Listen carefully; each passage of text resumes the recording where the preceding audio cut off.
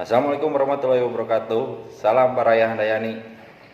Bertemu lagi dengan saya, Bapak Adi Faisal Hakim. Kita akan membahas materi selanjutnya. Silahkan simak videonya. Peristiwa G30 SPKI atau Gerakan 30 September Partai Komunis Indonesia. Pengertian G30 SPKI. Gerakan 30 September dalam dokumen pemerintah tertulis Gerakan 30 September (PKI) atau disingkat dengan G30-PKI. Nah, ada juga yang menyebutnya Gestapu, yaitu Gerakan September 30.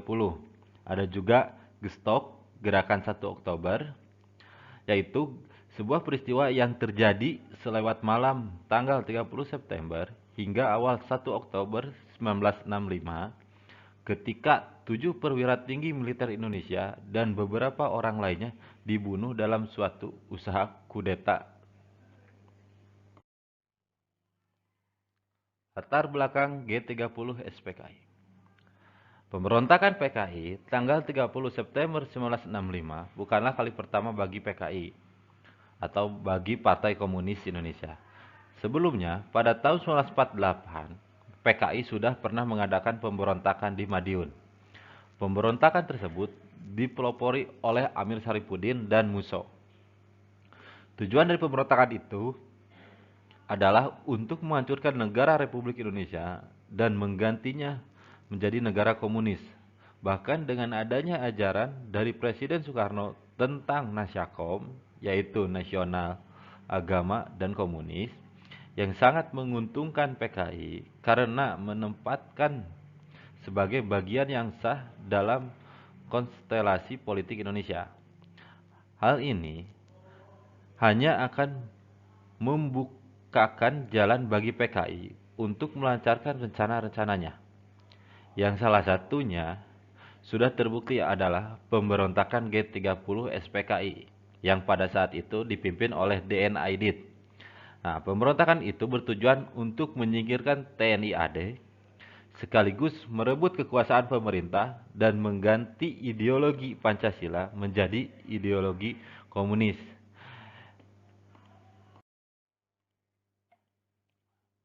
Faktor lain yang membuat mereka melakukan pemberontakan yaitu yang pertama, Angkatan Darat menolak pembentukan Angkatan Kelima.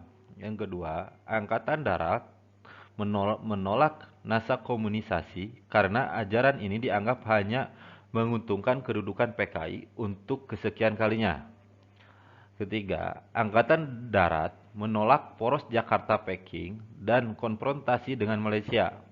Hal ini merupakan suatu langkah yang bijak menyangkut adanya poros Jakarta-Peking dan konfrontasi dengan Malaysia hanya akan membantu Cina meluaskan semangat revolusi komunisnya di Asia Tenggara dan akan merusak hubungan baik dengan negara-negara tetangga. PKI atau Partai Komunis Indonesia. Sebelum peristiwa G30 SPKI, Partai Komunis Indonesia sempat tercatat sebagai partai komunis terbesar di dunia. Hal ini didukung dengan adanya sejumlah partai komunis yang telah tersebar di Uni Soviet dan Tiongkok. Semenjak dilakukannya audit pada tahun 1965, setidaknya ada 3,5 juta pengguna aktif yang bernaung menjalankan program dalam partai ini. Itu pun belum termasuk dengan 3 juta jiwa yang menjadi kader dalam anggota Pergerakan Pemuda Komunis. Nah, di sisi lain, PKI juga memiliki hak kontrol secara penuh terhadap pergerakan buruh. Kurang lebih dari 3,5 juta orang telah ada di bawah pengaruhnya. Belum sampai di situ juga, masih ada 9 juta anggota yang terdiri dari gerakan petani dan beberapa gerakan lainnya.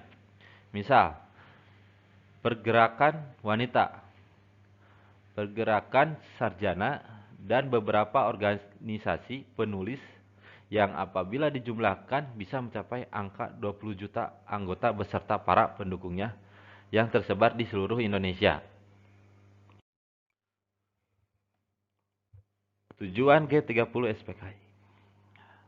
Gerakan 30 September adalah perbuatan PKI dalam rangka usaha untuk merebut kekuasaan di negara Republik Indonesia dengan memperalat oknum ABRI sebagai kekuatan fisiknya.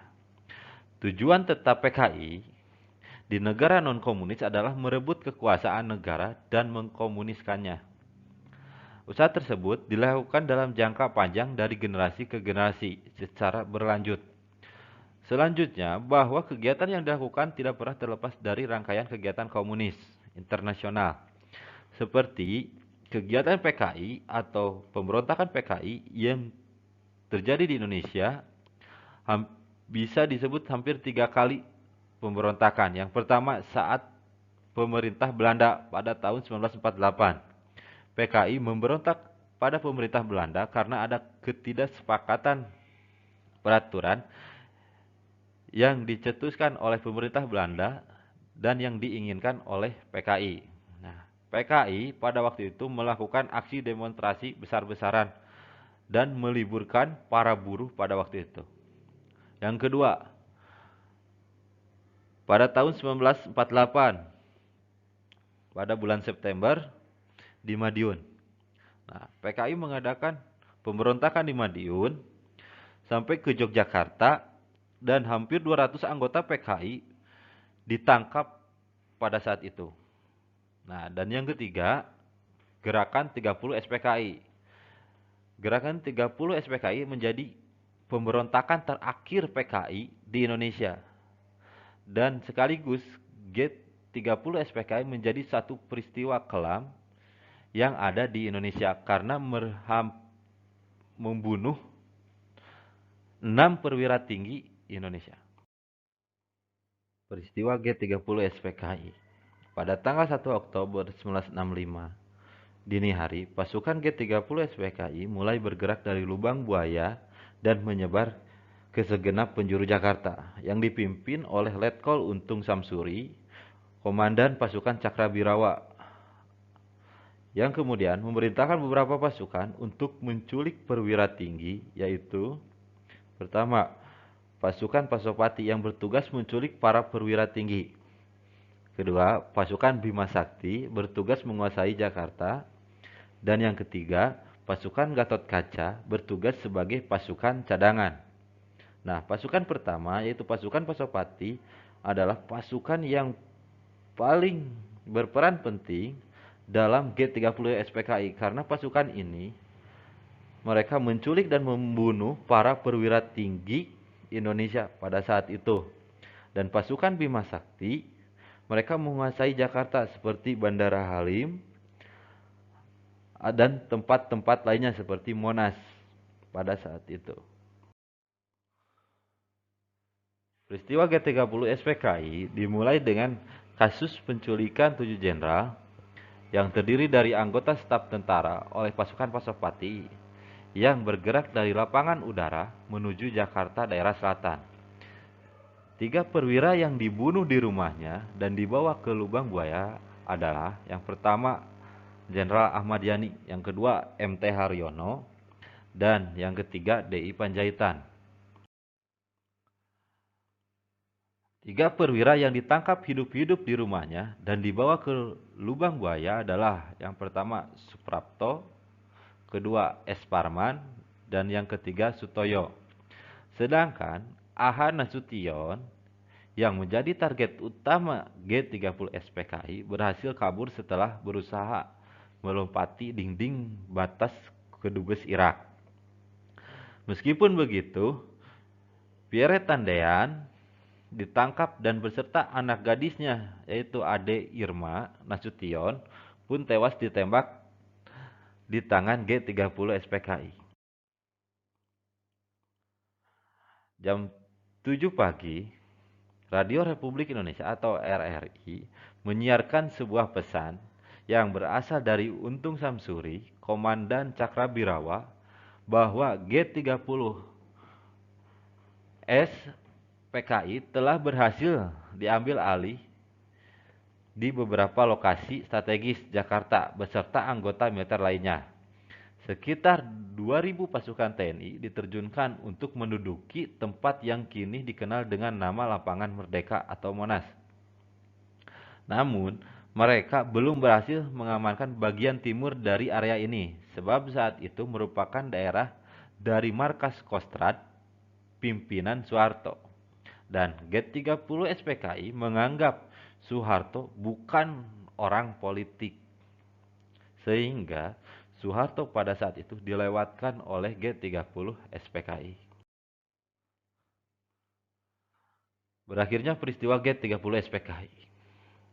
Selang beberapa saat, seorang tetangga Soeharto memberitahukan kepada dirinya tentang terjadinya aksi penembakan atau aksi G30 SPKI pada jam setengah 6 pagi beserta hilangnya sejumlah jenderal yang diduga sedang diculik.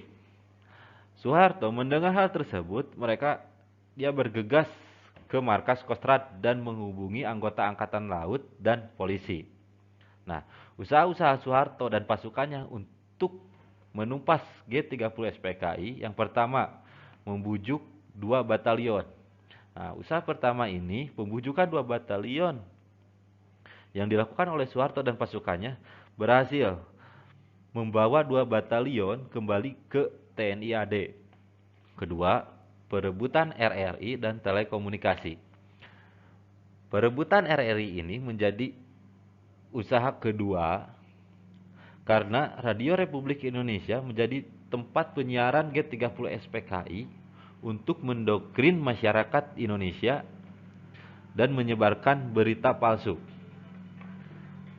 Ketiga, Halim Perdana Kusuma direbut kembali. Nah, perebutan Halim Perdana Kusuma menjadi perebutan yang sangat penting oleh pasukan Soeharto karena Halim Perdana Kusuma dikhawatirkan oleh Soeharto akan menjadi tempat pelarian bagi G30 SPKI. Keempat, berhasil menguasai daerah Lubang Buaya. Nah, pasukan Soeharto berhasil menguasai daerah Lubang Buaya karena daerah Lubang Buaya menjadi daerah yang sentral dan markas bagi PKI karena sebelum gerakan 30 September PKI sudah menempati daerah Lubang Buaya dan mendirikan latihan militer di daerah tersebut. Kelima, pasukan Batalion 238 Kujang atau Siliwangi berhasil menguasai lapangan benteng dan mengamankan markas Kodam 4 Jaya dan sekitarnya. Keenam, Presiden Soekarno meninggalkan Halim Perdana Kusuma dan bertolak ke Istana Bogor. Sekian materi untuk hari ini. Sampai berjumpa lagi di materi selanjutnya. Terima kasih. Salam Baraya Handayani.